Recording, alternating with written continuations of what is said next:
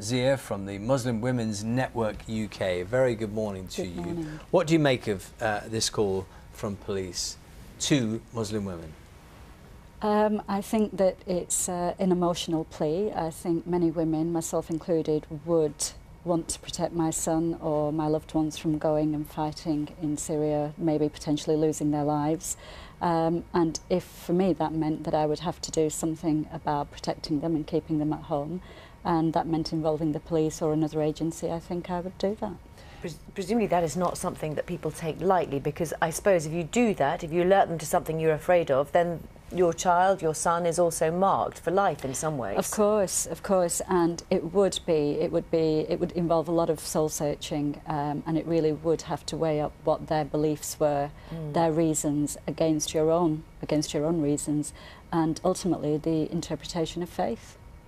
The implication in that counter-terrorism police are asking or putting this forward is that it's not happening currently. I think that that's quite implicit, that they're not getting the results that they want. Young people, men and women as well, are travelling to Syria to fight, and so they've thought of a way that they can counteract this, and that way is to appeal to women, mothers, I think predominantly, sisters, maybe wives even, as a way in. But do you accept that possibly not enough Muslim women are coming forward with the information? Yes, of course. They won't be, because there's a real fear of, as we've said, of people becoming marked. Also, there is mistrust where the police are concerned. There isn't enough engagement with the community, with women, to say that this is how it's going to be, this is what support you can expect, and this is why we would like you to do this. I think that has got to be made very clear from the outset.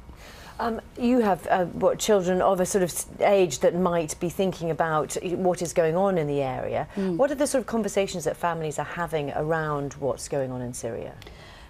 Personally, my own family, we discuss lots of things, including what is going on in Syria, and we have been doing so since the uprising. I think what needs to be made clear is to look at the views that young people have. Why are they behaving in this way? Why are they talking about, wanting to fight, wanting to go and join jihad? Do they really understand what jihad is? And these are the types of conversations we have. Is there really not enough work to be done at home initially? Can I ask you, Zia, do you know anyone personally who has spoken to anti-terrorism police about a relative? Personally, no. Do you know of anyone within your community who has? I don't. And I think that's a real mark of the mistrust, because I have quite extensive networks. And you would put that down to mistrust? Yes. It's actually, are you saying that amongst that's a lot of people you're potentially talking about there? You would assume that amongst those people, someone would have some concerns about a member of their family? I would imagine so, yes. And yet they don't talk to the police and the authorities? No. As I say, there is that mistrust. There's a lack of support. What happens when you come forward? What happens when you speak to maybe your local community police person, or you go to a dedicated hotline?